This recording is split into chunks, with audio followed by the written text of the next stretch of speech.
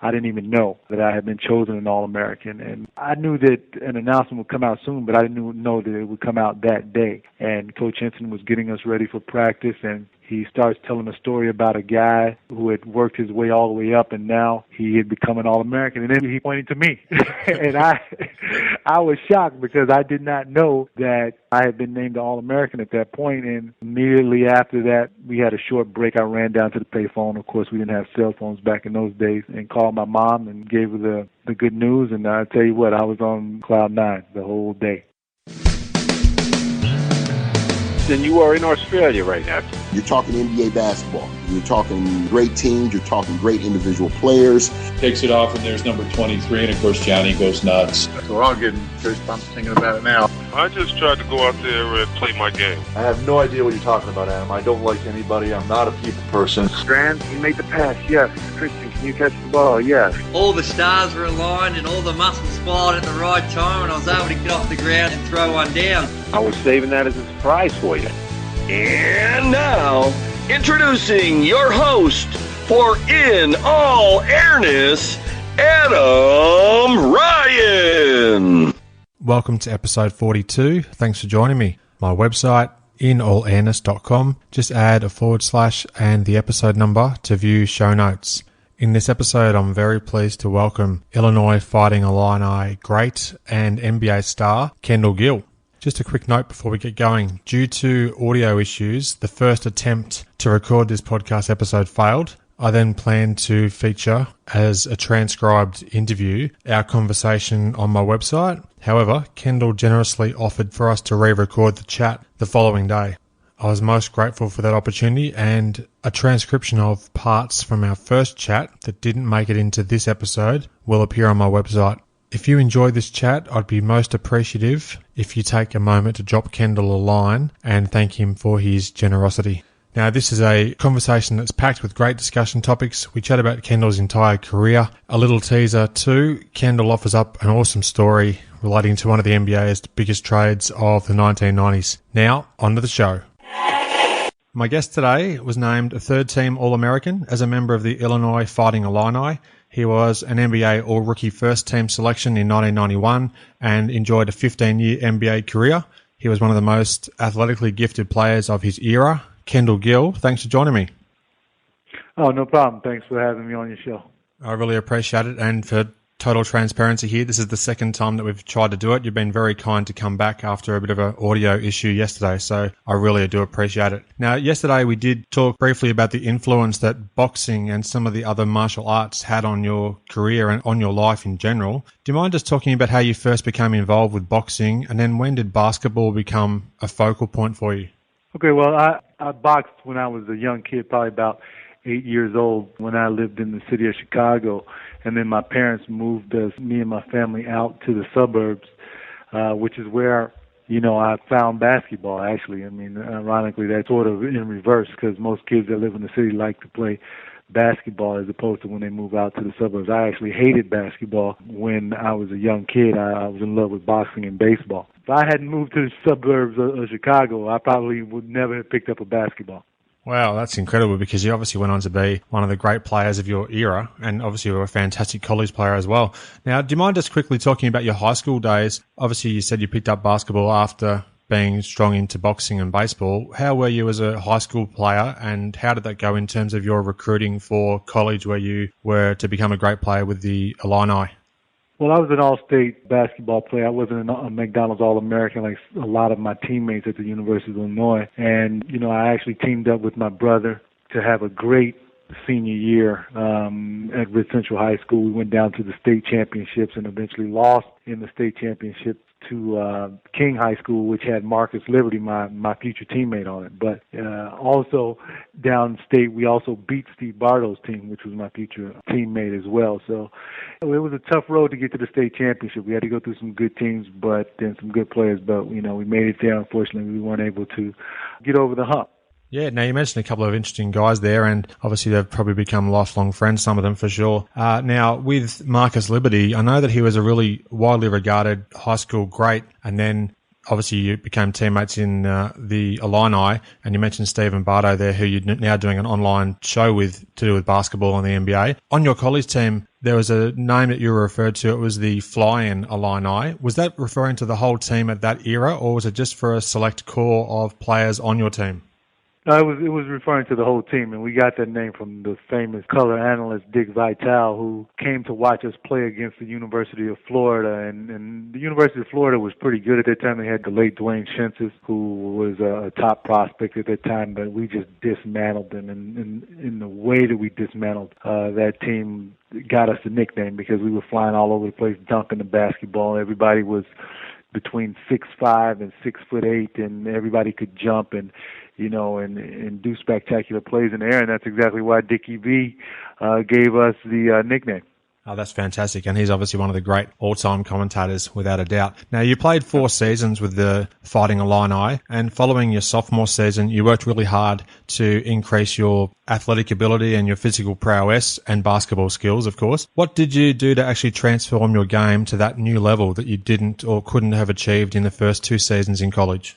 Well, what I did was I got a lot stronger. I did not come home for the summer. I stayed down in Champaign and went to summer school and worked on my skills, honed my skills, particularly my jump shot, which gave me a load of confidence when I came back the following year. I remember the first practice of my junior season after all that work I had done the previous summer. I felt like, this is not taking anything away from any of my teammates, but I felt like I was the best player on the team.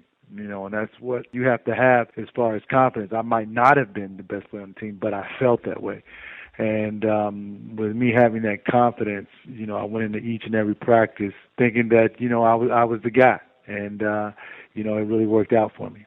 Well, I mean, you've almost got to have that level of confidence to be able to achieve it at such a high level, and particularly looking towards possibly even making the NBA. So that's very understandable. Now, in your junior season, just as your career was really starting to blossom, you suffered a broken foot and you missed 12 games, I think it was, from memory. Do you mind just talking quickly about that setback and how it actually made you feel given all the hard work that you just put into your game over that previous off-season? Yeah, it was a tremendous setback because, one, the game that I broke my foot in, it was a Georgia Tech game, and we beat them to become the number 1 team in the nation. And, I would say this to everyone, that team was a Rolls Royce, and if you took any one of those parts away, then it wouldn't be the same. I just happened to be the part that went down at that point in time. I mean, if you took Steve Bartow away, Nick Anderson, Kenny Battle, Marcus Larry Lowe Hamilton, Larry Smith, any one of us, and the effect would have been the same on us because the very next game we lost, and we lost the number 1 ranking. And, I was really starting to come along at that point in time, and, it was unfortunate that I broke my foot. I actually broke my foot on Dennis Scott's foot, and whenever I do NBA TV with Dennis Scott, I always remind him of that.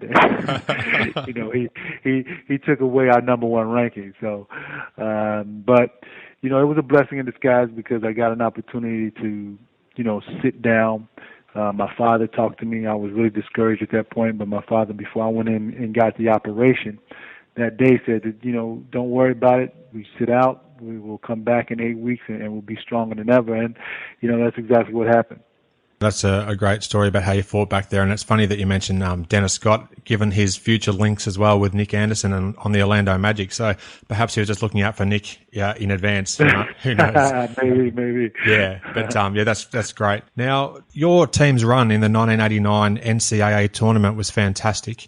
You made it to the Final Four and you lost out to the eventual champion Michigan by just 2 points. But in the Elite Eight, you were down by over 10 points in the first half to the Syracuse Orangemen, led by DC, Derek Coleman, and then he was ably assisted by Billy Owens, Sherman Douglas, and others.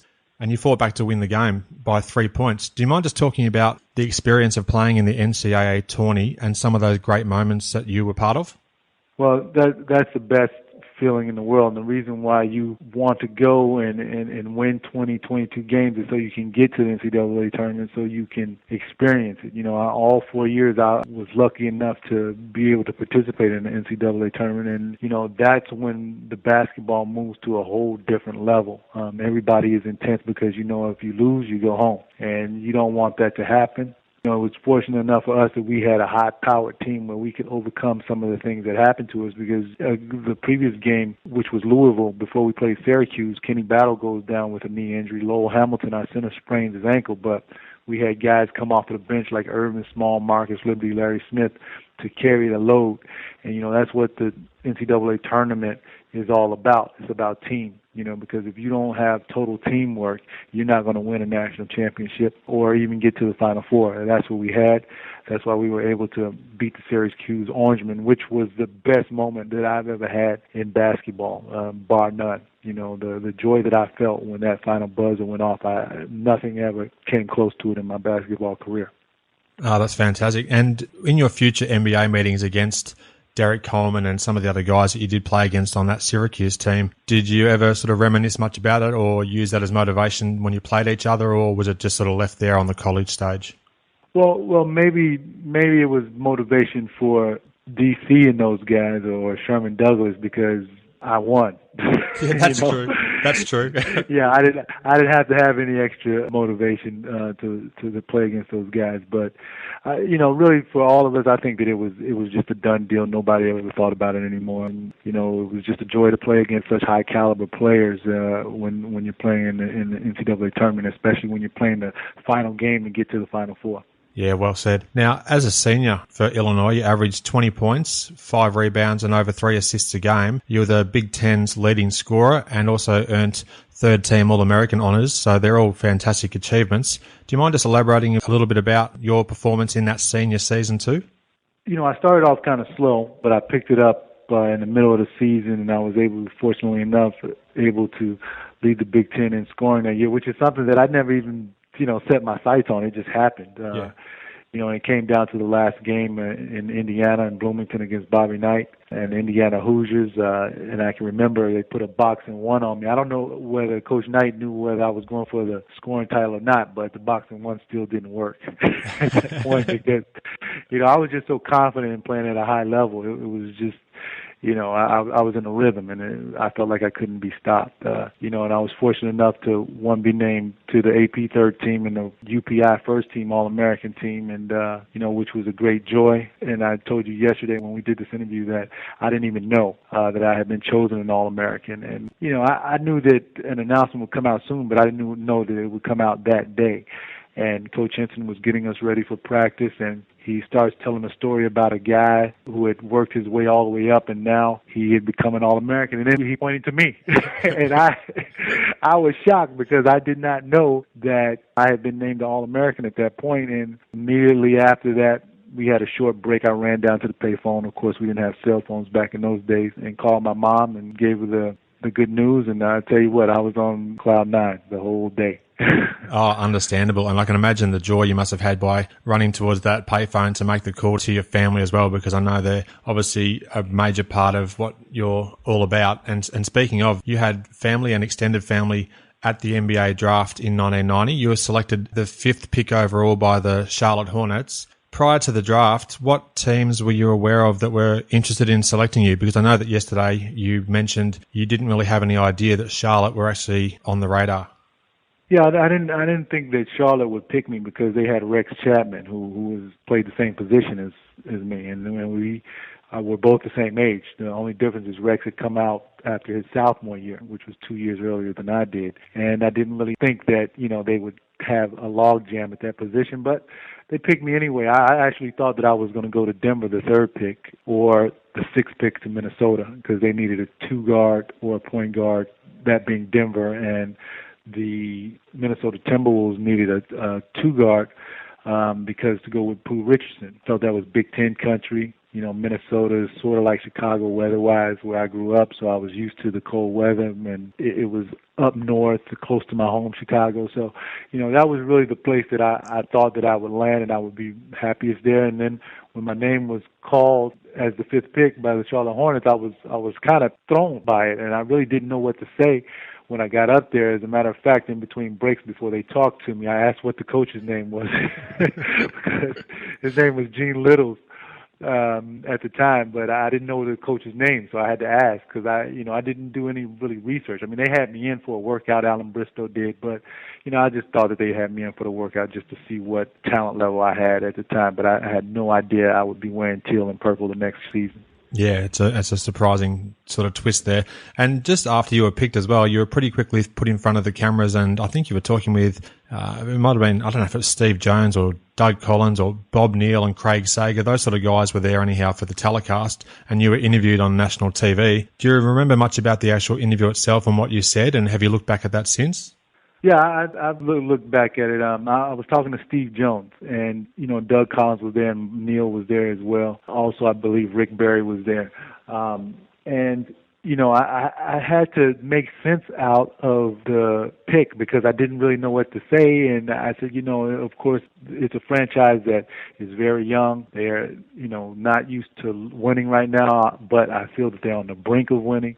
I'm glad to team up with guys like J.R. Reed, Muggsy Bogues, and Rex Chapman, and I was just pulling it out of the back of my head, what to say, because I didn't think that I belonged with this team because of Rex, So I had my speech all ready for Denver, I had my speech all ready for Minnesota, but not for Charlotte. So I was strictly going off the cuff. Yeah, well, you played it very well because it came across good on TV. Now, you played alongside some of those original 1989 Hornets. You mentioned a few already in Muggsy Bogues, Rex Chapman. There's also Del Curry and a few others. And I mentioned yesterday I had a definite soft spot for those early 1990s Hornets teams. What was it like, and what did you learn from them? I know you did touch briefly on how important a player Muggsy Bogues was. Right. Well, with my first practice with the team, the first thing I noticed was the speed. And it was the exact same thing in college. When I went from high school to college, the first thing I noticed was the speed and the intensity that these guys played with. I was an All-American coming out of college, but when you make the leap from college to pro basketball, everybody is pretty much an All-American. So you have to step the level of your game up, the intensity of your game up to compete and to stay there. And, that's one of the first things that I learned, in playing with Muggsy Bogues. I learned that it doesn't matter the size of your stature. You can go out there and you can do anything you want to if you put your mind to it, because Muggsy was 5'3", wasn't very big, but what he did very well. I mean, he could push the basketball and find you. Whenever Muggsy got the basketball, guys ran like racehorses because they knew if you were open, he was going to find you. Defensively, he caused all kinds of havoc on the opposing team's point guard because of his ability to get around quickly your whole body while you're dribbling the basketball. You can't do it against him, effectively. That's why a lot of the times whenever we played, the two guard would bring the ball up a lot of the times because the point guards didn't want anything to do with Muggsy. As far as Del Curry is concerned, one of the best shooters I've ever played with, and you can see that attribute in his son right now. Yeah. Steph Curry, who's probably going to go down as one of the best shooters to ever play. I just recently saw Del this summer. I said, who do you think, can you outshoot Steph? And he said, yeah, I can still get him. So, but, those guys were wonderful to play with. Johnny Newman, who played many years in the league, and Kenny Gaddis and Rex Chapman, of course. And, I played with a lot of great guys, Larry Johnson, Alonzo Mourning. My biggest regret in my career is that I was not able to play 7-8 years with those guys, because I felt that we played together for a long period of time, we could have done some special things. And, anytime I see Scottie Pippen or MJ, I tell them, listen, if we had stayed together, you guys wouldn't have 6 straight championships. I can understand how you'd say that because the team was obviously building and really improving throughout the early to mid-90s, and then in 1995 they actually did meet in the playoffs as well, so you were certainly heading that way for sure. Now, in 1991, the NBA All-Star Weekend was held in Charlotte. That was your rookie season. What did you learn from having the greatest players on earth playing in Charlotte Coliseum, just taking that in and watching it from the sidelines? Well, taking it in, I learned that, hey, these guys are just like me. Much like Derrick Rose went to USA Basketball a couple years ago and found out that, hey, I could compete with these guys and I can be an MVP too. So why not? And he went on ahead and he did it. So that's one of the things that I learned. Also is the commitment to the game that the players had. Even though it was an all-star game, these guys came out and they gave it their all. And that's the other thing that I learned as a rookie. You have to bring it each and every night. You can't take nights off, much like in boxing. If you have an off night in boxing, you get knocked out, and that's why you see the best players, they bring it each and every night. Now, they may not win every night, but they're still bringing the effort and the intensity and the focus to the game. True. You were probably right on the brink of where you really should have been selected for All-Star appearance. Do you think that looking back on your career that you missed out on that opportunity, or what do you make of not being a part of the All-Star experience as a player? Well, I think I should have made the All-Star team twice. My second year when I averaged 20 points a game, and my seventh year when I averaged 20 points a game. My second year, they selected Joe Dumars, of course, to go to. The coaches did, because, Joe was getting older, and I guess they, even though I was having a better season than he did, when you make the All-Star team and you're a perennial All-Star, sometimes you make it when you're not supposed to make it. Yeah.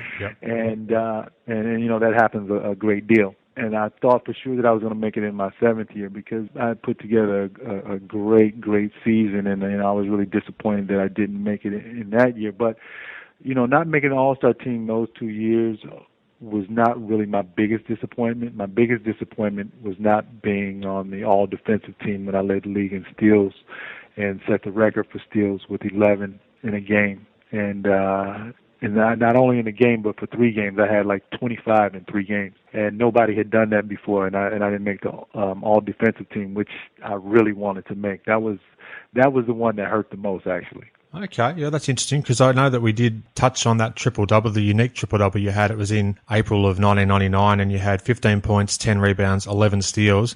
I wasn't actually aware of the run of steals that you had going over a course of games. So that's, obviously you pride yourself on your defense, and it's good to hear that was one of the things that burns most about missing out on. So, because you're obviously a renowned defender as well. You're obviously very athletically gifted and could play on the offensive end, but sometimes you were overlooked defensively, and it's good to see that still sticks in the craw a little bit to this day. Yeah, it still does, because one thing that a lot of people didn't know about me is that even though I was a scorer, I love to play defense. And I've always been that way. I've been that way since I was in high school. Loving to play defense. And actually, I thought that I would get several all-defensive team nods, but that never happened for me. But especially that year when I led the league in steals, I thought that I was going to make it. Yeah, well, if you're ever going to, that would be the stat that you'd want to be right up there in for sure. Now, in the 1991 All-Star Weekend, you were part of the slam dunk competition. You're up against, D. Brown won it, I think, with his blind dunk and the Reebok pumps and whatnot. Yeah, with his pump-up Reebok. Yeah. And then Rex Chapman, your fellow teammate, he was on there as well. You had guys like Blue Edwards, Sean Kemp, of course, and Kenny Smith, some great dunkers, and yourself included. Do you mind just quickly talking about that experience and how it was going alongside these guys and taking part in an event like that? Yeah, that was a great experience, but, I was actually too nervous I did a couple nice dunks, but they weren't the caliber of dunks that make you advance, and, I was really nervous during the event. The whole world is watching you, and much like when I was drafted. So, but I think that D. Brown really deserved to win that, because he brought the theatrics to the dunk contest. Up until that point, there were no theatrics. Him pumping up the Reeboks, and now you see in dunk contests, these guys use all these props and everything. I think that D. Brown was the originator of that tactic, so he deserved to win. And of course, Sean Kemp, being the great dunker that he is, was battling him. But hey, I give it to D. He did a great job that day. Yeah, no doubt. Now, you made a sudden impact on the Hornets in your rookie season, as we talked about. You were named All-Rookie First Team. How do you rate that achievement in your overall scheme of your NBA career? Well, it was a nice achievement. Not too many guys get named All-Rookie, and I worked hard that year, and I didn't know whether I was going to make All-Rookie or not, but fortunately enough, I did. I remember Alan Bristol calling me up while over the break and telling me that I had made it, and I was ecstatic. I was like, hey man, that's great. My hard work had paid off, and I was just really honored to be named one of the top 5 rookies in the league at that point. Sure. Now, in 1993, it was your last full season with Charlotte. The team went 44-38, and you made it to the second round of the playoffs. Now, we mentioned this a bit yesterday in our chat that unfortunately didn't record properly, but round 1 was a bittersweet series. You defeated the Celtics on the back of Alonzo Mourning's fantastic buzzer beater in Game 4, but it also sadly marked Reggie Lewis's last NBA game before his tragic death in the 1993 off-season. Do you mind just describing the highs of advancing in the playoffs, contrast to the terrible loss of losing a fellow NBA player? Yeah, it was bittersweet because Reggie, of course, was everybody's friend. Everybody liked Reggie. Reggie was a hell of a player. Up until this day, he's one of the toughest guys that I've ever had to guard on the defensive end. And it was just unfortunate that he collapsed during the game. And I can remember the play. I can remember the sound of how hard he fell on the floor when he collapsed. But it was still a great series, even though Reggie didn't have an opportunity to play in it. And, I think that it made that team grow, our team, the Charlotte Hornets. Of course, Robert Parrish was still playing with the Celtics. That was Kevin McHale's last year, I believe. So it was an honor to get to play against legends whom I grew up watching play. It was just a great experience, and, I'm grateful for it. Now, the next round we went on and we lost to the Knicks, but we still played the Knicks tough. I think that series went to 6 games, and if we had a little bit more experience, we probably would have defeated the Knicks, but, that just didn't happen. Yeah, you had a really good core of players and good role players as well, so you were primed, but just couldn't get over the New York opposition there. Now, prior to the 94 season, the Hornets traded you to Seattle in exchange for Dana Barros and a recent podcast guest of mine, Eddie Johnson. Now, you won 63 games in 1994 and then 57 the following season, but unfortunately both seasons ended abruptly in a first-round exit. Most notably was 1994 when you were part of that epic 5-game series against Dikembe Mutombo and the 8th-seeded Denver Nuggets. Do you look back on that series with regret and what may have been? Yeah, I do, because, that was the most talented team I've ever played on. You got Gary Payton, myself, Sean Kemp, Detlef Schrempf, and Sam Perkins. Any one of those guys on the starting 5 could light you up for 30 or be an all-star. It was just, to me, the best starting 5 in basketball at that point. And then you got Ricky Pierce coming off of the bench, Michael Cage, along with Vincent Askew.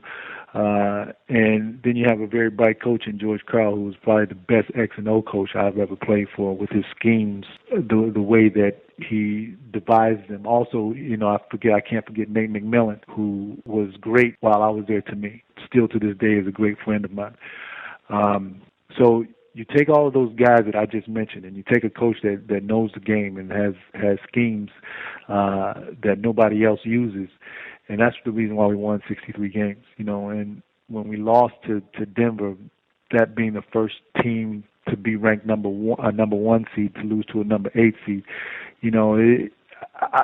I would have bet the house on it that we beat that team in the playoffs, and never in my wildest dreams did I think we would have lost 3 straight games to the Denver Nuggets, which we did, because we started off 2-0.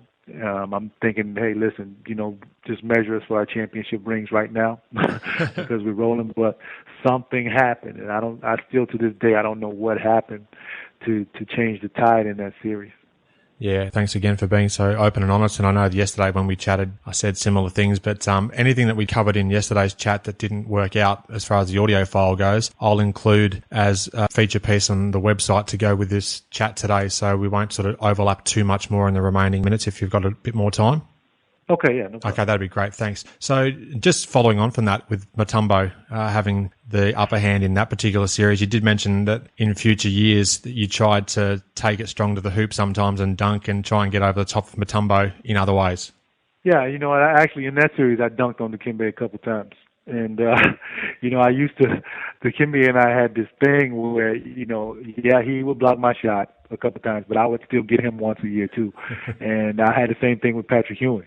But these little rivalries that you have with players, they exist in the league even to this day. There's guys out there that have rivalries with other guys that you don't even know about, and they're friendly rivalries, but they do happen. And, every time I used to dunk on Dikembe, he would still tell me, yes, but I beat you in Seattle. in that famous Dikembe Mutombo voice. And I can still see Dikembe laying on the floor holding the basketball, which has been replayed thousands of times on TV to beat us. And, that was not a very good feeling. I mean, the Coliseum back in those days in Seattle was a very loud place to play. And I'm telling you, you could hear a pin drop in that place when the final buzzer went off. Yeah, it was obviously a pretty incredible moment from playoff history past. Yesterday as well, just in a really a light-hearted moment, I noted how great you were at using your left hand, and I know that you shoot primarily with the right, but you often dunked and dribbled really well with your left hand, and I was asking you, how did you develop that, or when did you develop that? But I've since learnt there's an obvious reason for that. Yeah, a lot of people don't know that, because I used to dunk with my left hand all the time. I'm like, oh, why does he do that? Well, I'm left-handed, even though I shoot with my right hand and I throw with my right hand. That's just the way I've always been. My father, who was a baseball player, wanted me actually to be a pitcher in Major League Baseball, and had me throwing left-handed because he felt that left-handers made more money than right-handers. So that is the reason why I'm left-hand dominant, even though I shoot with my right hand. So I'm kind of all screwed up in that regard.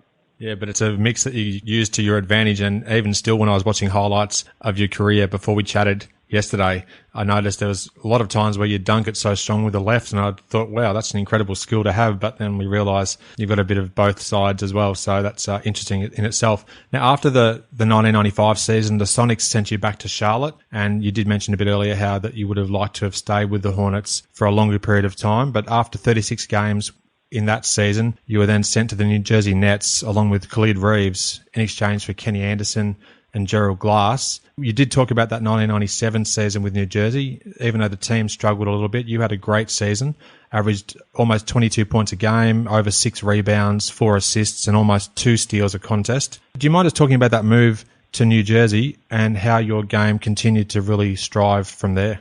Yeah, the first thing when I was traded back to Charlotte, what a lot of people don't know is that I really never wanted to leave Charlotte the first time. I was talked into leaving by my team. And, unfortunately, it affected my game. It affected, I think, the success that I could have had with the Charlotte Hornets. But I was very happy to go back. Because that's where I felt that I should always be. I wanted to play with Larry Johnson. I wanted to play with Alonzo Mourning for a number of years just to see what we could do. Well, when I came back, and I can remember this like it was yesterday, I come back and training camp had started.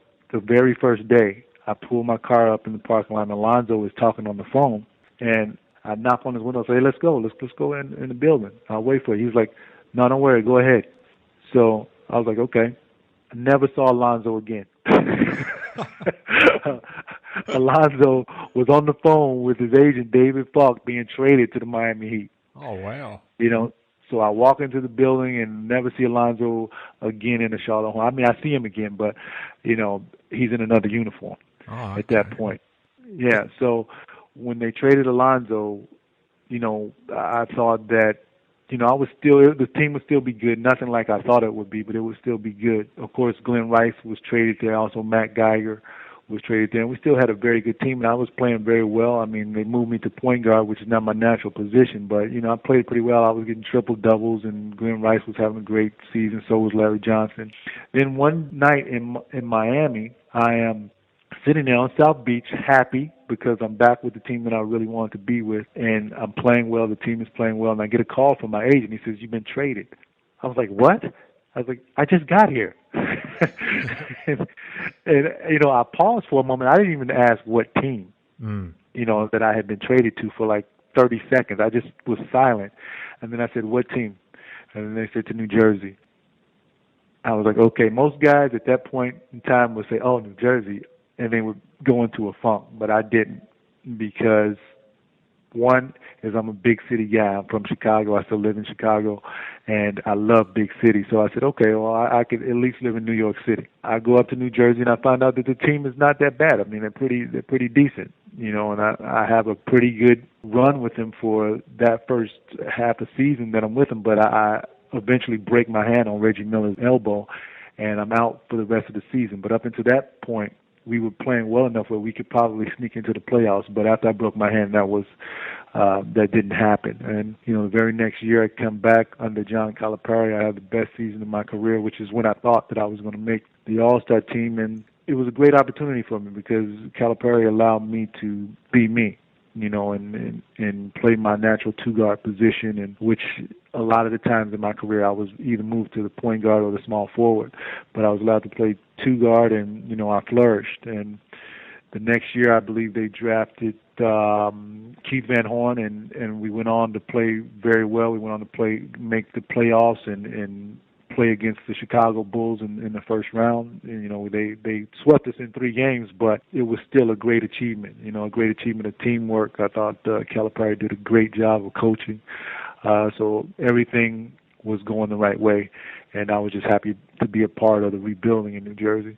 Yeah, now you turned around the 97 season. You were 26 and 56, and obviously you said you missed a large part of the last part of the season after breaking your finger. But then 1998, you were 43 and 39, and then, as you said, you met the Chicago Bulls, obviously MJ, Scottie Pippen, Dennis Rodman. It was an entertaining series, and in Game 1 that went to overtime, late in that overtime session, MJ stole the ball off Kerry Kittles. I might even just leave it there. Do you mind even just describing what happened next and your memories of that play? Yeah, that play has been run over and over and over again, and I still get teased about MJ getting to the basket before I did. And I'm still mad at Kerry Kittles about this because, he didn't take care of the basketball. And he got me on every highlight in the world. So even on the IMAX movie, MJ dunks on me. So, but he steals the ball from Kerry Kittles, and he goes down and actually has about 3 steps on me. And I got to catch him because the game is on the line. And I go down, and I just miss. He gets to the basket right before me, And if you go back and look at the highlight, you can see that he gets there before I do, And I wish we had been even on the foot race, and maybe I could have gotten the ball and blocked it or whatever. But the thing about it is, I dunked on MJ in that series too, but nobody ever sees that. Nobody, they don't show that highlight. So I'm operating at an unfair advantage here. Yeah, I think that, and I said this yesterday as well, I think that NBA Entertainment must hide the footage of players dunking on Jordan because they don't want it to tarnish the view that everybody has on his whole career. So perhaps they did that, unfortunately for you. Just quickly, how was it playing with guys like Kerry Kittles? You had Keith Van Horn, Jason Williams, Sherman Douglas, these sort of guys. It was a really eclectic mix of players and personalities on those late 90s New Jersey teams. What was that actually like? Well, it was good playing with Kerry Kittles and Keith Van Horn because you saw good, young, raw talent coming out and producing right away. Now you have these guys that are one and done players. I think Keith Van Horn came out after his junior year. I don't know whether, Kerry stayed in all 4 years, I believe. And, when those guys came out, they were ready to play. You didn't have to wait for them to learn the fundamentals or to learn how to play. A lot of the time in today's day and age, you have to wait for the young guys to really learn how to play. The LeBron Jameses of the world, the Derrick Roses of the world. For every one of those guys, there's 10 guys that come out after their first year that don't know the first thing about fundamentals or the first thing about playing. And I think that it waters the game down. But you can't deny a guy an opportunity to earn money, and, that's the law, and that's the way, we have to abide by it. Yeah, some good points there as well that you mentioned too. Before the 2002 season, you signed as a free agent with the Miami Heat, and then you rounded out your career with other free agent stays with the Timberwolves, your hometown Chicago, playing for the Bulls, and then ended up in Milwaukee. How do you recall those last 4 seasons, and can you just talk for a little bit about playing alongside Scottie Pippen, having a chance to be a teammate with him in Chicago, as opposed to being an opponent of his for so many years? Well, when I went to Miami, I was glad to have the opportunity to play for a great coach in Pat Riley. But when you get older, say for around 32 years old, then the league starts putting you in a different category, and you start signing a series of one-year deals, which is exactly what happened to me. If you look at a lot of players that get to 32, 33 years old, you can look at where they are. They don't sign 2 or 3 year deals. They're only signing 1 year deals, and they move from team to team to team. And that's exactly what happened with me. Now, when I went to Miami, I was coming off of a knee injury over the previous year, so I really wasn't back to 100%. I wasn't myself, but, it was a good opportunity for me to be coached by one of the legends of the game. And, I took a lot from Pat Riley, especially his preparation, his intensity. Never been around a coach that intense. It was a first class organization. Now, the next year I went to Minnesota, I was back to my old self. I had a great year for them, played for Flip Saunders, played with Kevin Garnett, who a lot of people don't know as intense as he is on the court during games. That's the same way he is in practice. And, he's the first guy that I have ever played with that carries that intensity with him all the time. And he's a great guy to play with because he shares basketball. The very next year I went with the Chicago Bulls, and I had the opportunity to stay in Minnesota, but I really wanted to play for my hometown team. I mean, it was a boyhood dream of mine. I went there because, one, Scottie Pippen was coming back. Two, Bill Cartwright, who was a friend of mine, was the coach. Three, they had the triangle offense, which I wanted to play in. I felt that the triangle offense, and still feel that the triangle offense is the best offense in basketball. I don't understand why other coaches don't implement it into their systems because, hey, it's only won 11 championships. Yeah, true. Yep. It's only won 11 championships. And if you get 5 guys that can run it, okay, it's unstoppable. Now, you're talking to a 15-year vet, okay? And, you know, when I played against MJ and Scottie in their prime, I wasn't so much worried about them, even though they're great players. You know, I actually relished playing against them.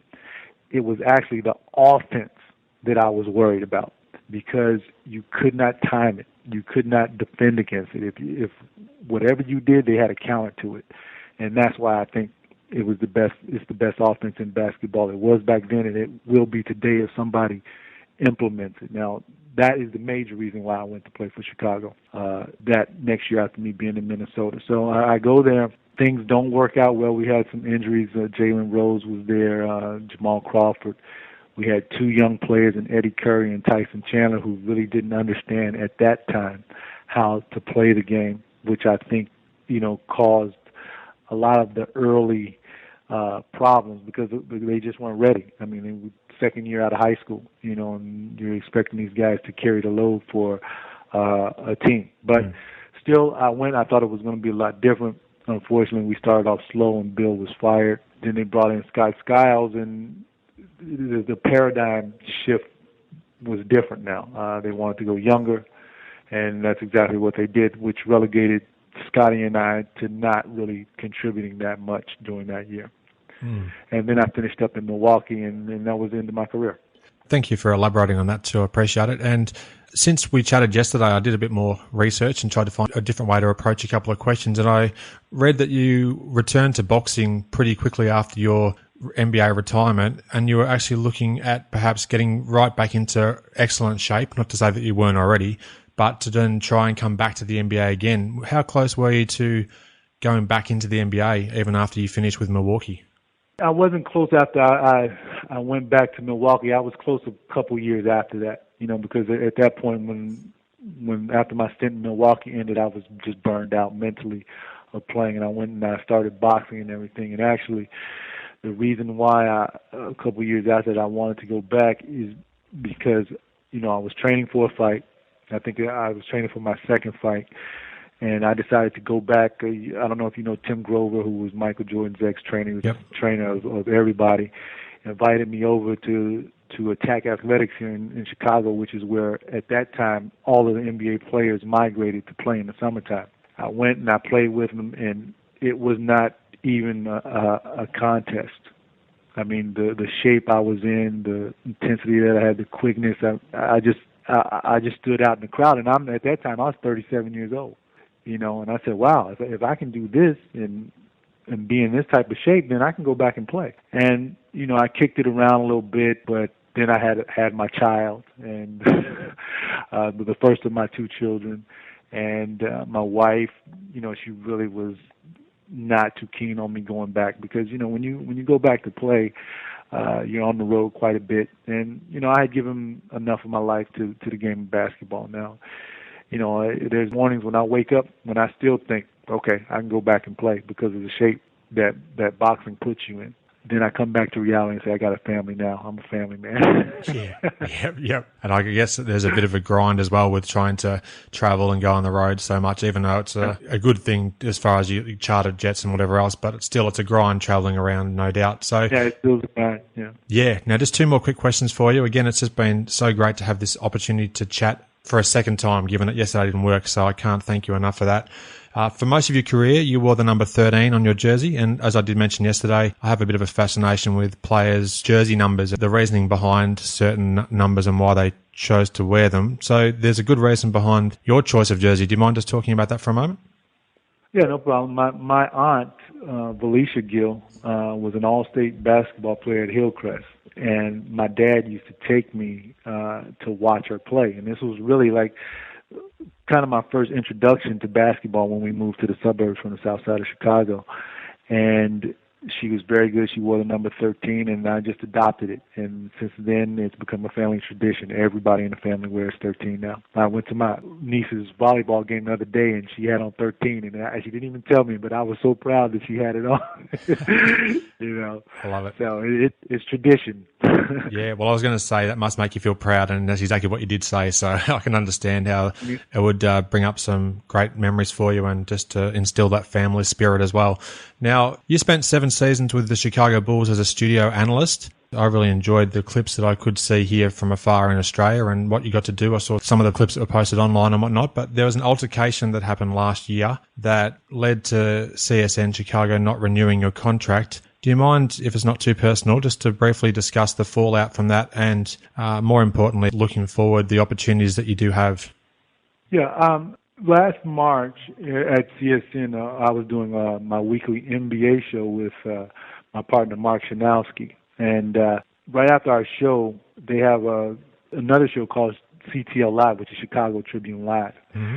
And I don't know whether it's still called that or not because I'm no longer with CSN and I don't really watch the shows anymore. But the guys came on set, and one of the guys' name is Tim Doyle, who I got into the altercation with. And he made some comments on air about my call and Stacey King's call of a play that Joe King Noah made against the Denver Nuggets, I believe, the previous night. And I felt that the comments were not very professional. And, I had worked with Tim Doyle before, so I thought that I could go to him and say, hey, listen, I wouldn't come to where you work, the Big Ten Network, and do that to you. So I appreciate, if you show us a little bit of respect over here. This is our home station. We're the Bulls analysts, and we don't appreciate the discrediting, analysis. We wouldn't come and do that to you. And at that point in time, the guy immediately gets in my face and says, F you, what the F are you going to do about it? I'm from the south side of Chicago, and all the lessons that I learned in the alleys there playing baseball and football and basketball still are with me today. I'm a true blue-collar Chicagoan. When you take everything away from me, that's what I am. I mean, I still shovel my own snow. I still cut my own grass, okay? And, that blue-collar, I guess, trait came out in me at that point, and I did what I did because, I felt threatened at that point. I didn't know what this guy was going to do at that point. If you have the balls enough to get in my face, I mean, not even 2 inches away, and tell me that and look at me dead in my eyes, and that means that you want to do something to me. I mean, that's how I interpret it. So, it's unfortunate that it happened. I wish that it hadn't happened, but it did. And, and at that point, I'm not thinking I'm in the newsroom. I'm not thinking I'm at Comcast. My focus was purely on the guy that I felt was being the aggressor at that point. And, I took care of it the best way I knew how. And unfortunately, that led to them not renewing my contract. But listen, CSN was a great place to work, okay? All the guys there in the newsroom and every place, they were great to me. I still go to lunch with them. I still talk to them, because we're going to be lifelong friends. Just because we're not working together anymore doesn't mean that our relationship is over. It's just over as far as me being a studio analyst on Comcast. I wish them the best, and I understand the decision that they made. I understand that, but also it's been a blessing in disguise for me. I have 2 young children who are 7 and 4 who need their dad to pick them up from school, who need their dad to help them with their homework, who need their dad to tuck them in, and that's what I'm able to do now. If I was still working for CSN, I would lose a lot of those opportunities, and I don't want to do that, because I think that raising a child is the most important thing that you can do, and that's where I am at this present time in my life. Really well said, and obviously there's some opportunities. When one door closes, another one opens, so it's a good perspective there. So I appreciate you again being so open and honest with that. And recently you've become involved with an online show that you do with your former teammate and longtime friend, Stephen Bardo, and you've also done some work with NBA TV as well, including interviewing Larry Bird and Dr. J, I since learned from our chat yesterday. Do you mind just talking about what you're up to these days and some of the projects that you've been involved with, Kendall? Well, I'm up to the backcourtonline.com. That's an internet show that Steve Bardo and I have. And, we're really bull-centric, but we do cover other things in the league. And, whenever NBA TV calls me, I go down and work for them as well. And, I did the NBA Summer League in Orlando this past summer, and I had the opportunity to interview Dr. J and Larry Bird. And I can tell you, that same nervousness that I got when I got drafted and when I was in the dunk contest, yeah. I got the same nervousness with those guys, and I'm thinking, this is Dr. J, this is Larry Bird, and a lot of people, and I said this yesterday, a lot of people don't understand how you can tell a player is great. And I was watching, I'm in the horse racing as well, and the great Secretariat, his trainer was asked one time, and I have the documentary in my library, says, how can you tell a great racehorse? And the guy says, it's the look in their eyes, the way that they look at you. And, I noticed the same thing in Dr. J. I noticed the same thing in Larry Bird. Because when these guys were doing the interview with me and they talked to me, looked me straight in the eye, didn't look away, total focus, it was just like a regalness to them. And, I got an opportunity to experience that. What makes these guys great? It's confidence. It's the I'm the guy attitude. I bet Magic Johnson has the same thing. I bet you Michael Jordan has the same thing. I never had an opportunity to interview those guys one-on-one, but, I guarantee you if I did interview them that I would see the same look. The last thing I wanted to ask was just how can people follow your movements online? You've mentioned the backcourt online, and you've obviously got a presence on Twitter and Instagram as well. So what are some of the ways that people can follow you there, Kendall? Well, they can follow me on Twitter at KendallG13, also on Instagram, the official Kendall Gill. And also you can follow me at the backcourtonline.com, and then, every once in a while you'll be able to catch me on NBA TV. Yep, that's fantastic. Now, I did say it yesterday, but I do mean it. It's been great having this chance to chat with you, especially a second time. It's a really generous offer to have almost another hour of your time. So I followed your career. I followed your career closely in the 90s, and having a chance to chat means a great deal. So thanks again. And I hope that we do regularly see you again on TV and in the media if that's something that you wish to do in the future. So thanks, Kendall. Okay, thank you very much, Adam. I appreciate it. Thanks again, Kendall. It was great to chat with you. I encourage you to interact with the show, suggest topics for future episodes, or guests that you'd like to hear conversations with. I welcome voicemail comments or questions on my website or Facebook page.